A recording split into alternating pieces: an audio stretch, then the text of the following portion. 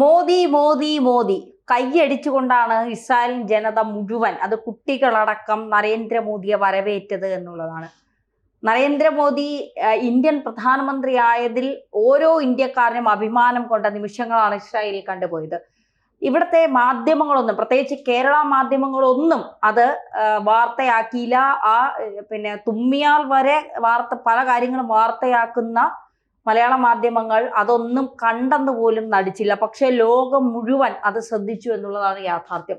കുട്ടികൾ സെൽഫി എടുക്കുന്നു, കുട്ടികൾ അടുത്ത് വന്ന് നിൽക്കുന്നു, ചേർന്ന് നിൽക്കുന്നു. ഇസ്രായേൽ പാർലമെന്റിന്റെ അംഗങ്ങൾ മുഴുവൻ എഴുന്നേറ്റ് നിന്ന് കൈയടിക്കുന്നു. പണ്ട് ഞാൻ ഇന്നലെ കണ്ട ഒരു പോസ്റ്റാണ്. പണ്ട് നരേന്ദ്രമോദിക്ക് US വിസ നിഷേധിച്ച സമയത്ത് അന്ന് മോദിക്ക് US വിസ, അന്ന് മോദി ഗുജറാത്ത് മുഖ്യമന്ത്രി പോലും ആയിട്ടില്ല. അതിനു മുൻപ് ഗുജറാത്ത് മുഖ്യമന്ത്രിയായിട്ട് അന്ന് പ്രധാനമന്ത്രിയായി മോദിയെ പരിഗണിച്ചിട്ട് പോലും ഇല്ലാതിരുന്ന സമയത്താണ് US വിസ നിഷേധിക്കപ്പെട്ടു. അന്ന് മോദിക്ക് വിസ നൽകണ്ട എന്ന് പറഞ്ഞ് വാദിച്ച പലരും ഇന്നലെ ഇസ്രായേലിൽ ചടങ്ങിൽ ഉണ്ടായിരുന്നു എന്നുള്ളതാണ്. നമ്മളൊരു അഭിമാനം എത്രത്തോളം ഉയർന്നു എന്നുള്ളതാണ്. അപ്പൊ അത്രത്തോളം നരേന്ദ്രമോദി ഇങ്ങനെ പടർന്ന് പന്തലിച്ച് ലോകം മുഴുവൻ നിൽക്കുകയാണ്. പല നയതന്ത്രപരമായ അല്ലെങ്കിൽ പ്രതിരോധ രംഗത്ത് പല കരാറുകൾ നമ്മൾ ഇസ്രായേലുമായി, വ്യാപാര കരാറുകൾ അടക്കം പല വ്യാപാര കരാറുകളും നമ്മൾ ഒപ്പിട്ടിട്ടുണ്ട്. പലതുമായി നമ്മൾ മുന്നോട്ട് പോകുന്നു. എങ്കിലും മോദിയുടെ ഈ ഒരു ലോക രാജ്യങ്ങൾ മുഴുവൻ മോദി എത്തുമ്പോൾ ഇങ്ങനെ നെഞ്ചോട് ചേർത്ത് പിടിക്കുന്നതിൽ ഇപ്പൊ ഇസ്രായേലിയൻ ബഹുമതി മോദിക്ക് കിട്ടി. എന്താണ് ഇതിന്റെയൊക്കെ കാരണം? ഇപ്പൊ ഒരുപാട് വിമർശനങ്ങൾ ഏറ്റ ഒരാളാണ് പ്രധാനമന്ത്രി നരേന്ദ്രമോദി.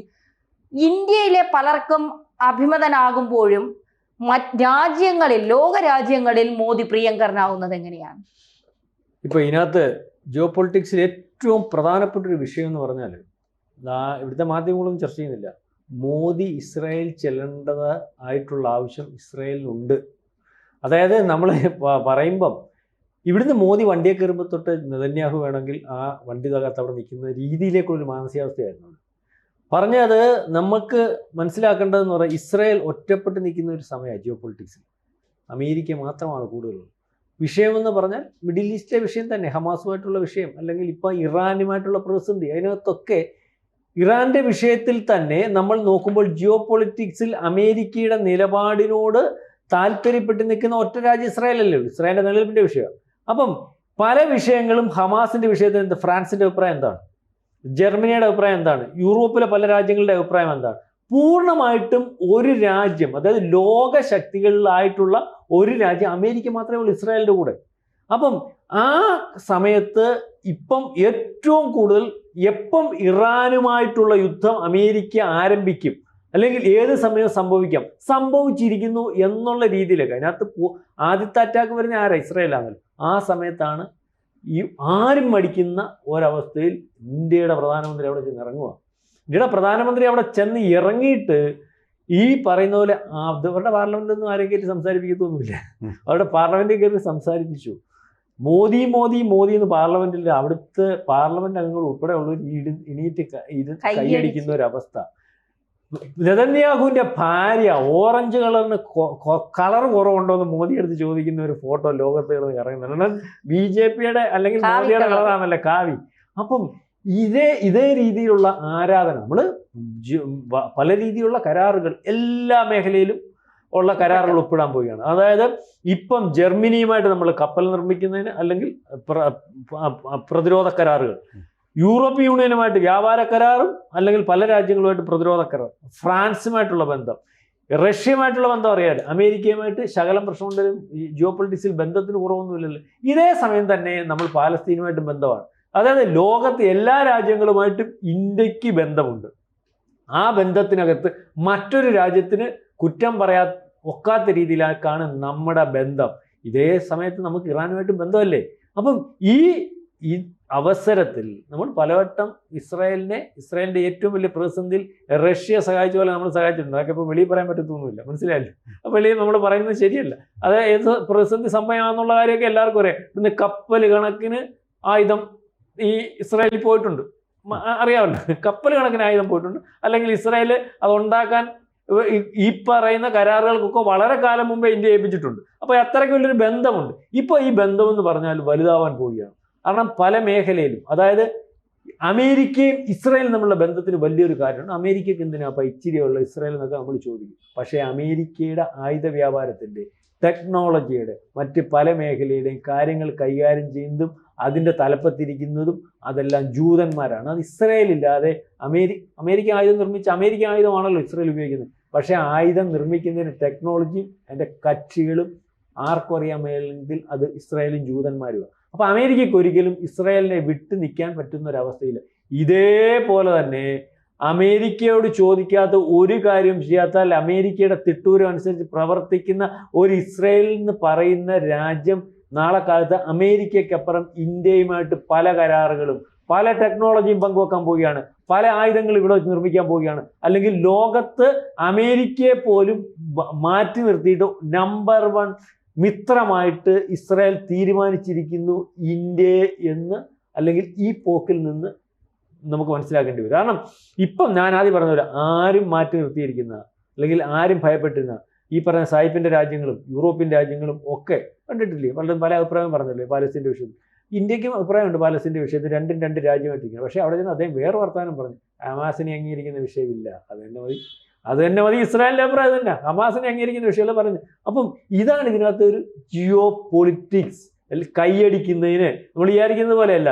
അവർക്ക് ആവശ്യമായിരുന്നു 140 കോടി ജനം ഉള്ള ഇന്ത്യ മഹാരാജ്യം.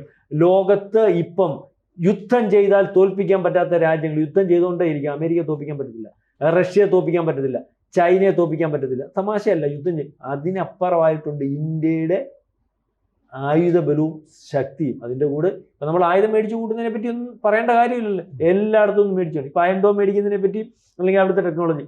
ഇന്ത്യ ലോകത്തിൽ ഏറ്റവും വലിയ ആ രാജ്യമാണ് ചെന്നിട്ട് പരസ്യമായിട്ട് ഇസ്രായേൽ ഞങ്ങൾക്ക് വേണ്ടപ്പെട്ടവനാണ്. ഇത് ജിയോ പൊളിറ്റിക്സിൽ ഇസ്രായേൽ ഉണ്ടാക്കാൻ പോകുന്ന മൈലേജ്. അതുകൊണ്ടാണ് കെട്ടിപ്പിടിച്ച് റെഡ് കാർപ്പറ്റ് വിരിച്ച് ഏറ്റവും വലിയ ആളായിട്ട് നരേന്ദ്രമോദിയെ അവിടെ കൊണ്ടുപോയത്, അവതരിപ്പിച്ചു. ഇവിടുത്തെ മാധ്യമം ഇന്നലെ അവരുടെ കഴുത്തുളുക്കിയതിൻ്റെ പുറകിലായിരുന്നു. അത് അതേ പറ്റൂ, ചിലർക്ക് അതേ പറ്റൂ.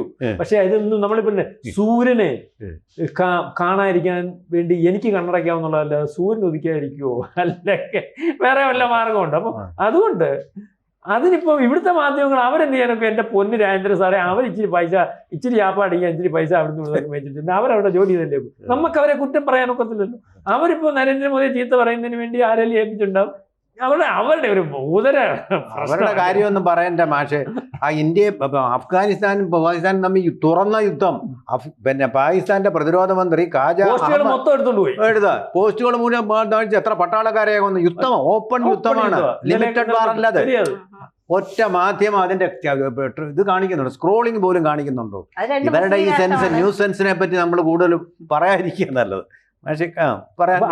അതാണിപ്പം എന്തുകൊണ്ട് മോദി എന്ന് വിളിച്ചില്ലേ. മോദി എന്ന് വിളിച്ചതിന്റെ കാര്യം, മോദി എന്ന് വിളിച്ചേ പറ്റൂ. അവര് ഉറക്കെ വിളിക്കും. കാരണം നമ്മുടെ കൂട്ടല്ലല്ലോ. അവർക്ക് നമ്മൾ പറയാം, ഈ ഇസ്രായേൽ നമ്മളിപ്പോഴാണല്ലോ, ഇപ്പൊ ഈ പ്രധാനമന്ത്രിയാണല്ലോ ഇസ്രായേൽ പോയി. ഇവിടുന്ന് ഒരുത്തരും പോയിട്ട് നന്ദികേടായിട്ട് കാണിച്ചിട്ടുള്ളത്. ഇസ്രായേൽ എന്ന് പറയുന്ന ആ മഹാരാജ്യം അന്ന് അവരെ ചിതറിച്ച സമയത്ത് കുറച്ച് ജൂതന്മാരെ ഇവിടെ അന്ന് നമ്മുടെ ഇന്ദിരാഗാന്ധി ഉൾപ്പെടെയുള്ളവർ സംരക്ഷിച്ചു. അതിന്റെ നന്ദി ഇപ്പോഴും അവർ കാണിക്കുന്നുണ്ട്. മനസ്സിലാവുന്നുണ്ടോ? പക്ഷെ ആ നന്ദിക്ക് ഒരു പകരം ചോദിച്ചതും പകരം കൊടുത്തതും, അല്ലെങ്കിൽ അതേ അർത്ഥത്തിൽ അതേ അളവിൽ ആ രാജ്യം നമുക്ക് ചെയ്ത ഉപകാര സ്മരണയായിട്ട് തിരിച്ച് ആ രാജ്യത്തിന് ഉപകാരം ചെയ്ത് ഇന്ത്യയുടെ നരേന്ദ്രമോദി എന്ന പ്രധാനമന്ത്രി വന്നതിന് ശേഷം. അല്ല, ഇന്ത്യയെ എന്നേക്കും സുരക്ഷിതമാക്കാൻ വേണ്ടി ഇസ്രായേൽ ബുദ്ധിപൂർവം ഒരു ഐഡിയ പറഞ്ഞു. പാകിസ്ഥാൻ ഉണ്ടാക്കുന്ന ഇസ്ലാം ബോംബ് വളരെ ചർച്ചയായ വിഷയമാണ്. അത് നശിപ്പിക്കാൻ നിങ്ങളുടെ രാജ്യത്ത് നിന്ന് കുറച്ച് ഗ്യാസോലിൻ, വിമാനത്തിന്റെ ഇന്ധനം ഞങ്ങൾക്ക് ലാൻഡ് ചെയ്തിട്ട് പറന്നു പോകാൻ ഒരു അവസരം ഇന്ദിരാഗാന്ധിയുടെ സമയത്ത് സമ്മതിച്ചില്ല എന്നുള്ളതാണ്. അന്ന് തൊട്ടേ ആ രാജ്യം നമ്മുടെ കൂടെ, നമ്മുടെ ഒപ്പം ഉണ്ട്. കാരണം പാകിസ്ഥാന്റെ ഈ ബോംബ് ഇരുന്നാൽ അവർക്കും ഭീഷണിയാണെന്ന് അവർക്കറിയാം. അങ്ങനെ സഹായിക്കാൻ ശ്രമിച്ച ഒരു രാജ്യത്തോടാണ്. അവിടെയാണ് അവിടെ നിന്നുള്ള ഒരു പ്രധാനമന്ത്രിയെയാണ് ആനയിച്ചു കൊണ്ടുപോയി തൊട്ടുരുമ്പിക്കൊണ്ട്. ആ ബന്ധുക്കൾ വരുമ്പോൾ കാണുന്ന സന്തോഷത്തോടു കൂടി നെസറ്റ് എന്ന് പറയുന്ന അവരുടെ പാർലമെന്റിലേക്ക് കൊണ്ടുപോകുമ്പോൾ സാറ ഒരു വശത്തുണ്ട്, ബെഞ്ചമിൻ നെതന്യാഹു ഒരു വശത്തുണ്ട്. അതിൻ്റെ നെസറ്റിൻ്റെ സ്പീക്കർ തൊട്ടുരുമ്മിക്കൊണ്ടാണ് നടക്കുന്നത്. അവർ നടന്ന് അങ്ങോട്ട് ചെന്ന് ഒരാൾ നമസ്തേ എന്നും പറഞ്ഞ് അവർ നമ്മുടെ ഭാഷയിൽ സംസ്കൃതത്തിൽ അവർ നമ്മളെ പാർലമെൻറ്റിൽ നെസറ്റിലെത്തിയ നരേന്ദ്രമോദിയോ ഷാലോം എന്നുള്ള അവരുടെ വാക്കിലും കാര്യങ്ങൾ പറയുന്നു. നമ്മളെ സംസ്കാരങ്ങൾ എങ്ങനെ ബന്ധപ്പെട്ടിരിക്കുന്നു എന്നും ഒക്കെയുള്ള സുദീർഘമായിട്ടുള്ള ഒരു പ്രഭാഷണം ഒരിക്കൽ പോലും തപ്പിത്തടയാതെ ഒരു പേപ്പർ പോലും നോക്കാതെ നരേന്ദ്രമോദി സംസാരിക്കുന്നു. നല്ല ആർക്കും മനസ്സിലാവുന്ന ഇംഗ്ലീഷിൽ. അതീ പറയുന്ന പോലെ ഫ്ലവറി ലാംഗ്വേജ് ആയിരിക്കത്തില്ല, കേംബ്രിഡ്ജ് ഇംഗ്ലീഷ് ആയിരിക്കത്തില്ല, ഓക്സ്ഫോർഡ് ഇംഗ്ലീഷ് ആയിരിക്കത്തില്ല, പക്ഷെ ഒരു ഗ്രാമർ മിസ്റ്റേക്കും ഇല്ലാതെ ഇന്ത്യൻ രീതിയിലുള്ള ഇംഗ്ലീഷ് തന്നെയായിരുന്നു ഒരു ഇന്ത്യൻ ഇംഗ്ലീഷ്. പക്ഷേ അവർക്കത് മനസ്സിലായി, അവരത് ഉൾക്കൊണ്ടു. അതിൽ അദ്ദേഹം പറഞ്ഞ ഒരു ധൈര്യം കാണിച്ചൊരു കാര്യം കൂടെ, നിങ്ങൾ സമാധാനത്തിൻ്റെ പാത വേണം, സമാധാനത്തിൻ്റെ പാതയ്ക്ക് വേണ്ടി ഐക്യരാഷ്ട്രസഭ പറയുന്ന ഒരു കാര്യമുണ്ട്. ഐക്യരാഷ്ട്രസഭ എന്ന് പറയുന്നത് ഇസ്രായേലിനെ തള്ളി പലതവണ പറഞ്ഞ് ഇസ്രായേലിനെ അവരെയും തള്ളി നിൽക്കുന്ന ഒരു രാജ്യത്തിൻ്റെ കാര്യം കൂടി അവിടെ പറയാനുള്ള ചങ്കൂറ്റം അത് നമ്മുടെ പ്രധാനമന്ത്രിക്കേ ഉള്ളൂ. അവരുടെ സുഖിപ്പിക്കാനല്ല സംസാരിച്ചത്. അതാണ് ഇരു രാഷ്ട്രങ്ങൾ, രണ്ടു രാഷ്ട്രം, ദ്വിരാഷ്ട്ര സിദ്ധാന്തം അതാണ് നടപ്പാക്കേണ്ടത്. കൂടെ തന്നെ പറഞ്ഞു ഹമാസിന് അന്ന് ഒക്ടോബർ 7 കാണിച്ചത് ഞങ്ങൾ മറക്കില്ല.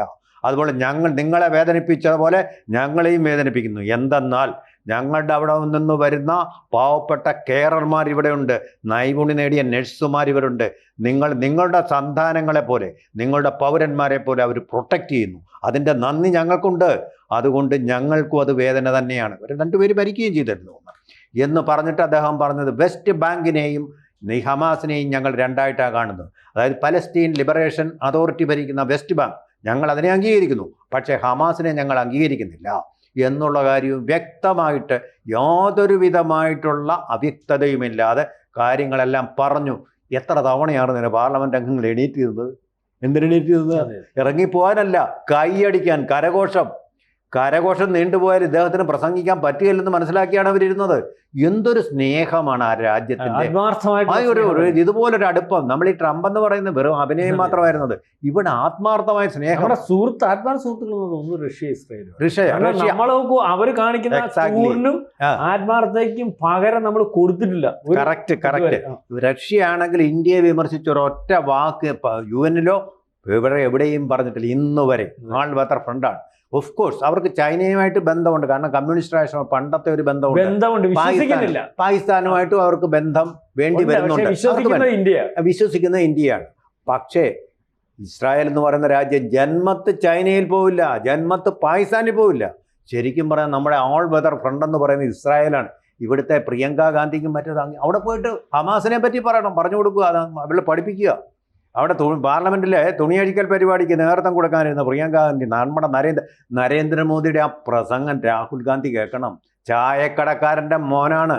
അദ്ദേഹത്തിൻ്റെ ആ പ്രസംഗത്തിൽ അടങ്ങിയിരിക്കുന്ന ലോകവിജ്ഞാനം, നമ്മുടെ സംസ്കാരത്തെക്കുറിച്ചുള്ള വിജ്ഞാനം, ഇതൊന്നും ഇതൊക്കെ ഒരു പേപ്പറും ഒരു സെക്രട്ടറി എഴുതി കൊടുത്ത സ്പീച്ച് എടുത്ത് പറയുകയല്ല. അത്ഭുതപ്പെടുത്തുന്ന ഒരു മനുഷ്യനാണ്, മിറക്കിളാണ്. വലിയൊരു സ്പീച്ച് എന്ന് പറഞ്ഞാൽ നമ്മൾ കാണുന്നവർ ഈ മോഹൻലാലിൻ്റെ ഇൻ്റർവ്യൂ പോലൊന്നും അല്ല, ഇത് പഠിച്ച് പറയുകയാണ്. ഒരു സെക്രട്ടറിയുടെയും സഹായമില്ലാതെ, ഒരു പേപ്പറൊന്നും നോക്കുന്നില്ല, നേരെ നോക്കിക്കൊണ്ടാണ് അദ്ദേഹം സംസാരിക്കുന്നത്. നല്ല ഒന്നാം തരം. ഇത് ഒരു പാഠമാവേണ്ടതാണ് രാഹുൽ ഗാന്ധിക്ക്. മോദി എന്ന മഹാത്ഭുതം. എന്തായാലും ഇസ്രായേലിൽ കണ്ടത് മോദി എന്ന മഹാത്ഭുതം തന്നെയാണ്. ഇസ്രായേലിൽ നിന്ന് മാത്രമല്ല, ലോക രാജ്യങ്ങളിൽ മുഴുവൻ മോദി അവിടെ എത്തുമ്പോൾ അവർക്കൊക്കെ മോദിയെ വല്ലാതെ അങ്ങ് ചേർത്ത് നിർത്തുന്നു. ഒരു പ്രധാനപ്പെട്ട കാര്യം കൂടെ ഉണ്ട്. അതായത് ഇന്ത്യയും ഇസ്രായേലും തമ്മിലുള്ള സവിശേഷമായിട്ടുള്ള ഒരു സ്ട്രാറ്റജിക്കാരാണ്. ഈ സവിശേഷം എന്ന് പറയുന്നതിന് ഒരുപാട് അർത്ഥങ്ങളുണ്ട് കേട്ടോ മാഷ്. ഈ ഡിപ്ലോമാറ്റിക് മേഖലയിൽ വരുമ്പോൾ എന്ന് പറഞ്ഞാൽ നമ്മളൊന്നും ഒരു പക്ഷേ അറിയാത്ത അറിയാൻ പറ്റാത്ത പല ഡീലുകളും ഉണ്ട്. ഈ പറയുന്നത് നമുക്കത് അറിയാൻ പറ്റില്ല. കാരണം അറിഞ്ഞാൽ കുഴപ്പമാണ്. ലോകരാഷ്ട്രങ്ങൾ അറിയും. അതറിഞ്ഞു കഴിഞ്ഞ് ഇവിടുന്ന് പാര വെക്കാൻ ആൾക്കാർ ഇതിനകത്ത് തന്നെ ഉണ്ടല്ലോ. അപ്പോൾ അതറിയാതിരിക്കാൻ വേണ്ടി ഏറ്റവും സവിശേഷമായ ഒരു കരാറിലാണ്. അതുപോലെ ട്രേഡ് എഗ്രിമെൻ്റ് ഉടൻ ഉണ്ടാവും. വന്നു കഴിഞ്ഞാൽ വലിയ നേട്ടമായിരിക്കും നമുക്ക്. നമ്മുടെ പല പ്രോഡക്റ്റുകൾക്കും അവർക്ക് ഇഷ്ടമുള്ള പ്രോഡക്റ്റുകളാണ്. അവർ പറഞ്ഞല്ലോ, അവർ തമ്മിൽ ഡേറ്റിങ്ങിന് പോയപ്പോൾ, സാറ വളരെ സുന്ദരിയായ ഒരു സ്ത്രീയാണ്. ബെഞ്ചമിൻ നെതന്യാഹു ഡേറ്റിങ്ങിന് പോയപ്പോൾ ആ ഇന്ത്യൻ ഹോട്ടലിലാണ് ആദ്യം പോയത്, ഇസ്രായേലിൽ. അവിടുത്തെ ഭക്ഷണം സാറായിക്ക് ഇഷ്ടപ്പെട്ടു. അങ്ങനെയാണ് ഡേറ്റിംഗ് വിജയിച്ച് കല്യാണത്തിലേക്ക് എത്തിയതെന്നാണ് പറയുന്നത്. അപ്പോൾ ഇന്ത്യൻ ഭക്ഷണം അതിനൊരു കാരണമായെന്ന് അദ്ദേഹം തുറന്നു സമ്മതിച്ചു. ഒരു രാഷ്ട്രനേതാവിന് പറയേണ്ട കാര്യമല്ല. അതുപോലും ആ സാറയാണ് കൈപിടിച്ച് നരേന്ദ്രമോദിയെ സ്വീകരിച്ചുകൊണ്ട് പോയതെന്നും. പിന്നെ അദ്ദേഹത്തിന് അവരുടെ അവാർഡ് കൊടുത്തു. അവരുടെ പരമോന്നത ബഹുമതിയാണ് speaker of the Knesset medal എന്നാണ് അതിൻ്റെ പേര്, അതും അദ്ദേഹത്തിന് കൊടുത്ത് ആദരിച്ച്. എന്നും നമ്മൾ നന്ദിയോടെ ഓർക്കേണ്ട ഒരു രാഷ്ട്രമാണ് ഇസ്രായേൽ എന്നുള്ള സംശയമില്ല. നമ്മുടെ സങ്കുചിത താല്പര്യങ്ങളും ഈ പ്രീണന രാഷ്ട്രീയവും അതിനെ കലക്കാതിരിക്കുക, അത് രണ്ടും കൂടെ കൂട്ടിക്കുഴയ്ക്കാതിരിക്കുകയാണ് നമ്മൾ നല്ലത്. നമ്മൾ വെസ്റ്റ് ബാങ്കിനെ അംഗീകരിക്കുന്നു, അതും അംഗീകരിച്ചാൽ മതി. മുസ്ലിങ്ങളെ നമ്മൾ അങ്ങനെ അംഗീകരിക്കും. ഇനി വേറൊരു പ്രധാനപ്പെട്ട കാര്യം, അതായത് പശ്ചിമാഫ്രിക്കയിലെ അറബ് വംശജരുള്ള രാഷ്ട്രങ്ങളും സൈപ്രസും അതുപോലെ ഗ്രീസും ഒക്കെ കൂടെ ചേർന്നിട്ടുള്ള ഒരു കൂട്ടുകെട്ട്, ഇസ്രായേൽ അത് ഇന്ത്യ കൂടാതെ ഈ രാഷ്ട്രങ്ങളുടെ ഒരു കൂട്ടുകെട്ട് ഉണ്ടാവാൻ പോവുക. മുസ്ലിങ്ങളുണ്ട്, എബ്രഹാമിക് മതങ്ങളുണ്ട്, ജൂതന്മാരുണ്ട്, ക്രിസ്ത്യാനികളുള്ള ഒരു കൂട്ടുകെട്ട് വരാൻ പോവുക. അത് ഈ സൗദി അറേബ്യയും തുർക്കിയെയും പാകിസ്ഥാനും കൂടെ ചേർന്നുണ്ടാക്കുന്ന അതുണ്ടല്ലോ നാറ്റോ, ഇസ്ലാമിക് നാറ്റോ, അതിനെ പ്രതിരോധിപ്പിക്കാൻ ഇത് മതി, അതിനെ തകർക്കാൻ ഇത് മതി. അത്ര ശക്തമായൊരു കൂട്ടുകെട്ട്. അവിടെ മതവിവേചനമില്ലതാനും, മറ്റേത് മതം മാത്രമാണ്, ഇസ്ലാമിക് നേറ്റോ ആണ്. ഇവിടെ അതില്ല. എന്തായാലും ഇസ്രായേലിലത്തെ പ്രധാനമന്ത്രി നരേന്ദ്രമോദിയുടെ ബെഞ്ചമിൻ നെതന്യാഹു പറഞ്ഞത് എന്റെ സഹോദരനാണ്, എന്റെ സ്വന്തം സഹോദരനാണ് എന്നാണ് മോദിയെ വിശേഷിപ്പിച്ചത്. എനിക്ക് തോന്നുന്നില്ല ഇന്ത്യയിലെ മറ്റൊരു പ്രധാനമന്ത്രിമാർക്കും കിട്ടാത്ത രീതിയിലുള്ള സ്വീകരണമാണ് നരേന്ദ്രമോദിക്ക് ലോകത്തെവിടെ പോയാലും കിട്ടിക്കൊണ്ടിരിക്കുന്നത്. വിമർശിക്കുന്നവർ വിമർശിക്കുക. നരേന്ദ്രമോദിയും ഇന്ത്യയും വിമർശനത്തിനൊപ്പം ഇങ്ങനെ വളർന്നുകൊണ്ടിരിക്കുകയാണ്. ആ യാഥാർത്ഥ്യം എന്ന് ഈ വിമർശിക്കുന്നവർ മനസ്സിലാക്കുമോ അന്ന് മാത്രമേ അവർക്കും അത് ബോധ്യമാകൂ. ട്രംപിന് വെറും ഫ്രണ്ട് മാത്രം, ഇദ്ദേഹത്തിന് രക്തബന്ധമാണ്, അതുകൊണ്ടാണ് സഹോദരൻ. വളരെ പ്രധാനപ്പെട്ട കാര്യമാണ് അത്. ശരി. കൂടുതൽ വാർത്തകളും വിശേഷങ്ങളും നിങ്ങളിലേക്ക് എത്താൻ ABC മലയാളം സബ്സ്ക്രൈബ് ചെയ്യുക, ബെൽ ബട്ടണും അമർത്തുക.